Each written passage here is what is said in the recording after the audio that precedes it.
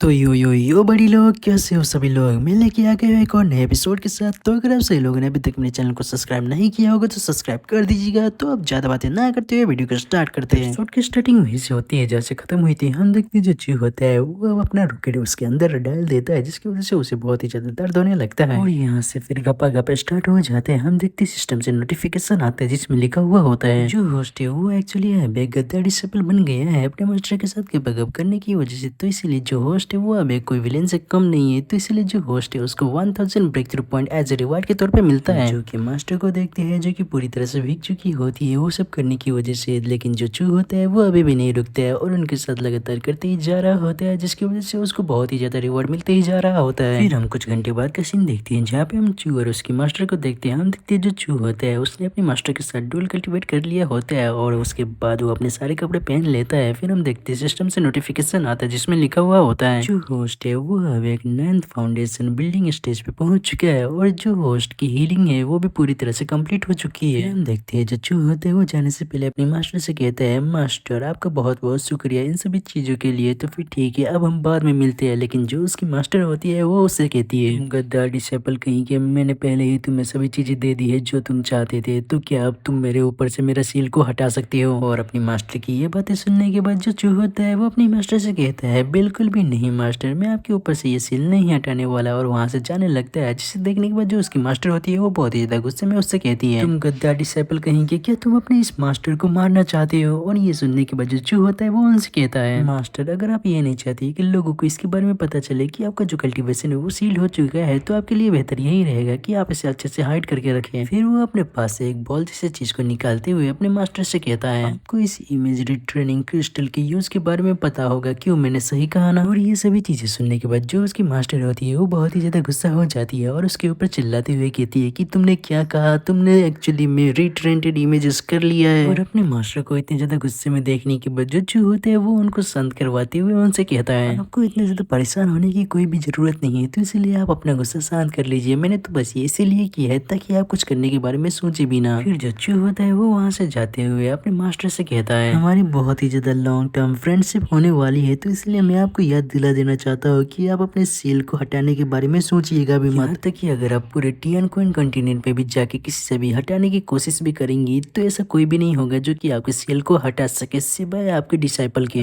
तो ये डिसाइपल ही है जो कि आपके सील को हटा सकता है जब तक कि खुद हेवनली एम्परर रीइंकार्नेशन होकर आपके सील को हटाने ना आ जाए। हालांकि आपको पता ही होगा कि इस दुनिया में कोई भी हेवनली एम्परर नहीं है, तो अगर आपका ये डिसाइपल मरता है तो आपको अपनी पूरी लाइफ एक मोटल की तरह ही गुजारना होगा जब तक कि आप बूढ़ी होकर मर नहीं जाती। अगर आपको मेरे ऊपर भरोसा नहीं है तो आप एक ट्राई करके देख सकती हो। और ये सभी चीजें सुनने के बाद जो उसकी मास्टर होती है वो तो डर के मारे कांपने ही लगती है। फिर जो चू होता है वो जाने से पहले फिर से अपने मास्टर से कहता है और हाँ मैं आपको एक और चीज बता देना चाहता हूँ कि अगर आपका ये डिसेबल मारा जाता है तो जो इमेज कैप्चर्ड है इमेज रिट्रेनिंग क्रिस्टल में वो सभी जगहों पे फैल जाएगी और उस समय टियांग क्वेंग कॉन्टिनेंट के सभी लोगों को इसके बारे में पता चल जाएगा। फिर वो सभी लोग आपके बारे में क्या सोचेंगे। और ये सभी चीजें सुनने के बाद जो उसकी मास्टर होती है वो तो बहुत ही ज्यादा डर के मारे कांप रही होती है और वो फिर चू से कहती है तुम गद्दार डिसाइपल कहीं कि तुम कभी भी एक अच्छी मौत नहीं मरोगे। जैसे ही वहां से चू चला जाता है तो जो उसकी मास्टर होती है वो बहुत ही ज्यादा चिल्लाते हुए कहती है ये नहीं हो सकता, ये नहीं हो सकता, आखिरकार इसके जैसा एक चीटी जिसने अभी तक यहाँ तक कि डाउ स्टेज रीला में कदम भी नहीं रखा है वो कैसे इस ग्रेट पर्सन, इस ग्रेट हाई लेवल सेंट को सील कर सकता है। फिर सीन शिफ्ट होता है और हम चू को देखते हैं जो कि आसमान की ओर देखते हुए कहता है कौन सोच सकता है कि मैं सुबह सुबह मॉर्निंग में जाऊंगा और रात के तब आऊंगा जब चांद मेरे सिर के ऊपर होगी। मास्टर की हेल्प के लिए बहुत बहुत शुक्रिया कि मैं 9th फाउंडेशन बिल्डिंग स्टेज तक इतना जल्दी जा पाया। मुझे अब अगली बार के लिए वेट करना होगा जब तक कि मैं ब्रेक थ्रू करके लून है बाउंड्री में नहीं चला जाता। वो सोचते हुए कहते हैं कि अगर लून है बाउंड्री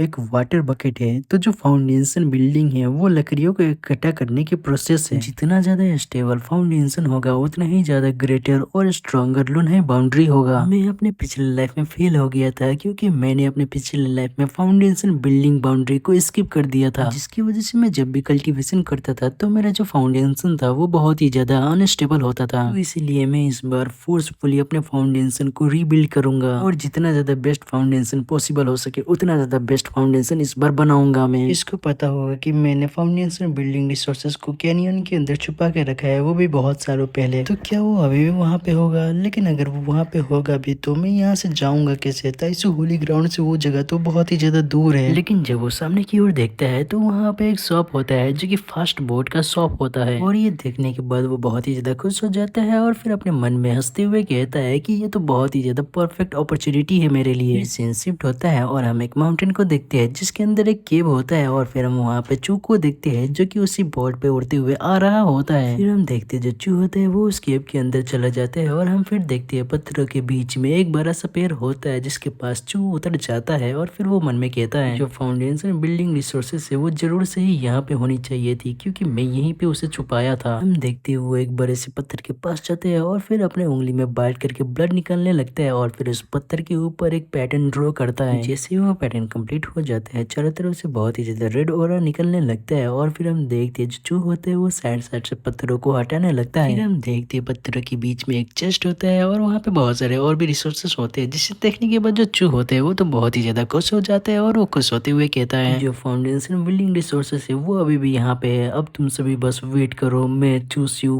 बहुत ही ज्यादा जल्दी से स्ट्रांग बन जाऊंगा और अपनी जो स्ट्रेंथ थी वो फिर से रीस्टोर कर लूंगा। फिर तभी चू को पीछे से आवाज लगाते हुए कहते हैं तुम कचरे चू कहीं के, मैंने तो कभी सोचा भी नहीं था कि मैं तुमसे फिर से यहाँ पे मिल जाऊंगा। देखो देखो सभी लोग, यहाँ पे कौन है, यहाँ पे तो यूजलेस चू है, मुझे तो लगा था ये तो अभी तक मर गया होगा। मैंने तो कभी सोचा भी नहीं था कि मैं तुम्हें यहाँ पे देखूंगा, वो भी 10 दिनों बाद। देखने से ऐसा लग रहा है कि यूनसिया माउंटेन की मास्टर ने तेरे जैसे सीनियर डिसाइपल को बहुत ही ज्यादा अच्छे से ट्रीट किया है, तुम्हें तो मेडिसिन और यहाँ तक कि ट्रेजर भी दे दिया है तुम्हारे यूनाई को ठीक करने के लिए, और इस बंदे का नाम होता है जैंगमिंग। हम चू को देखते हैं जो कि उस बंदे को देखते हुए अपने मन में कहता है कि वही बंदा है जिसने मुझे बहुत ही ज्यादा बेइज्जत किया था और मेरे कल्टीवेशन को पूरी तरह से डिस्ट्रॉय कर दिया था आज से 10 दिन पहले। ये नाली का कीड़ा, इसमें इतनी हिम्मत है कि ये मेरे सामने आ गया, वो भी तब जब इसने मेरे कल्टीवेशन को पूरी तरह से डिस्ट्रॉय कर दिया है, मुझे मेरे कल्टीवेशन को रीस्टार्ट करने के लिए मजबूर कर दिया। फिर हम देखते हैं जो चू होता है वो बोर्ड के ऊपर बैठता है और वहां से जाते हुए उस बंदे से कहता है मैं अपना हिसाब चुकता तुमसे बाद में करूंगा, आज से 10 दिन बाद हम फिर से फाइट करेंगे एरिना के अंदर। और चूंकि ये सही बातें सुनने के बाद जो जैंगमिंग होता है वो कहता है आखिरकार अभी अभी इसने क्या कहा, क्या मैंने जो सुना वो अभी सही था। हम देखते हैं जो जैंग के 2 कुत्ते होते हैं वो चू की बातें सुनने के बाद बहुत ही ज्यादा हंसने लगते हैं, और वो कहते हैं वो कह रहा है कि वो फिर से आपका एरिना में वेट करेगा। फिर जो दूसरा वाला बंदा होता है वो भी बहुत ही ज्यादा हंसते हुए कहता है इसके जैसा एक कचरा फिर से सीनियर जैंग को चैलेंज करेगा। लेकिन जो हमारा एपिसोड होता है वो यहीं पे खत्म हो जाता है। आशा करता हूँ कि सही लोगों को ये नया एपिसोड पसंद आया होगा, और अगर पसंद आया होगा तो सही लोगों को कुछ नहीं करना, बस लाइक कमेंट शेयर और सब्सक्राइब कर देना है। और जाने से पहले आप सही लोग मेरे सेकंड चैनल और गेमिंग चैनल को भी सब्सक्राइब कर दीजिएगा, और इन दोनों चैनल का लिंक आप सभी लोगों को डिस्क्रिप्शन के अंदर मिल जाएगा। तो फिर मिलते हैं फिर किसी और नए वीडियो के साथ, तब तक के लिए टाटा बाय बाय।